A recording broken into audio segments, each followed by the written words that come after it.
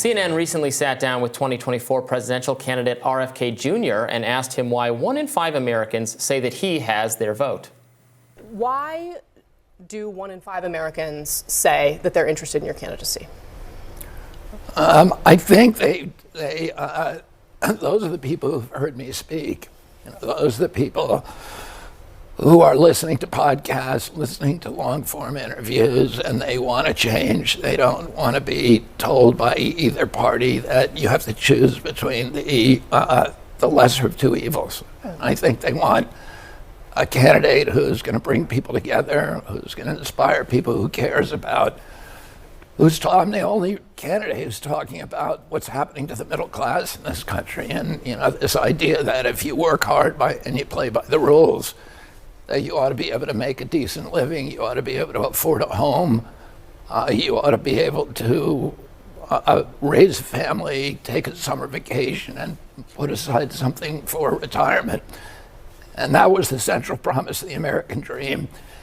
And it's now gone for this generation, particularly people in 20 to 35, who I'm very, very strong with, are seeing that it no longer applies to them, and they're feeling betrayed. With us now to discuss is Tony Lyons, publisher of Skyhorse and a co-founder of American Values 2024, the Pro-RFK Jr. SuperPac. Welcome. Thanks for having me on. Now, that interview, a couple of which we just watched, did the rounds quite virally due to a number of sort of fact checks that came out. And I wondered what the Kennedy crew thought of that appearance and how that interview was handled. Yeah, I think that, Bobby Kennedy did a great job, that he made some very important points. And that's that the American public wants to have a choice.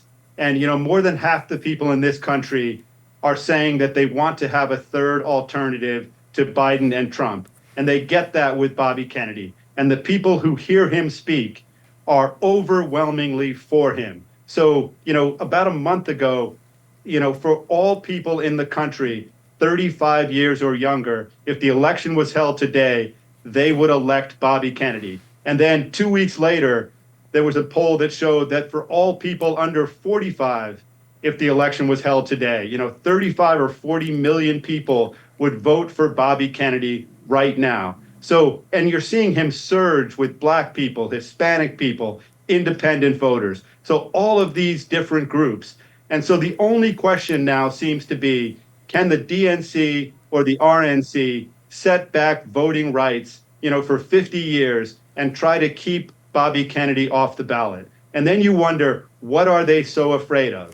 Why do they want to keep Bobby off the ballot rather than get on to the stage with him and convince the public that they have better ideas, that they would do things that would help the American public, that their policies, their letters, that the things that they would do as president would improve the lives of hardworking Americans. And that's what they're afraid of, that Bobby Kennedy will convince them that he's the better choice.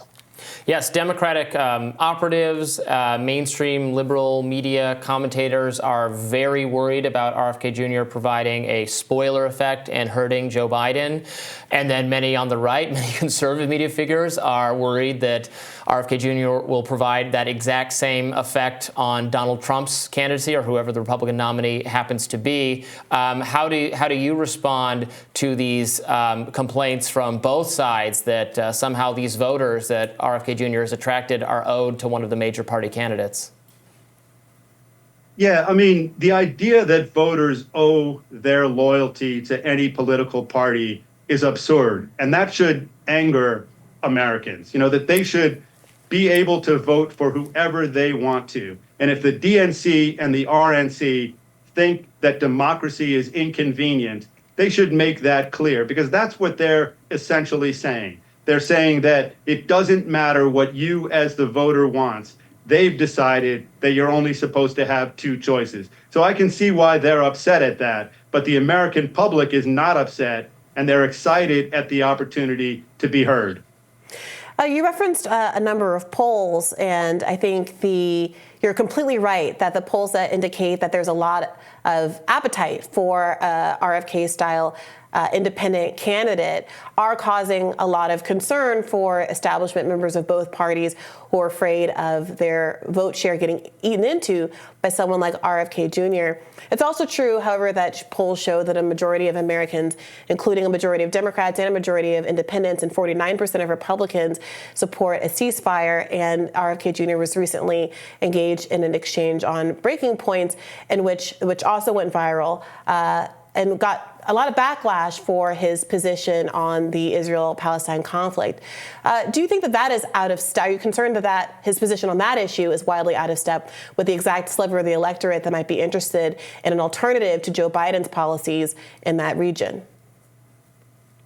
So I would say that, Bobby Kennedy is clearly the anti-war candidate, and he very strongly wants to prevent the forever wars that both of the other candidates have been, proponents of. And so he really will, as president, end these wars and shut down bases and bring the soldiers home and rebuild the middle class in this country. So I think that when it comes down to it, as president, those people would prefer Bobby Kennedy to Trump or Biden. The Israel-Palestine question is an incredibly complicated one. And Bobby is the candidate who, as president, would be able to solve it. And the fact that so many people are so,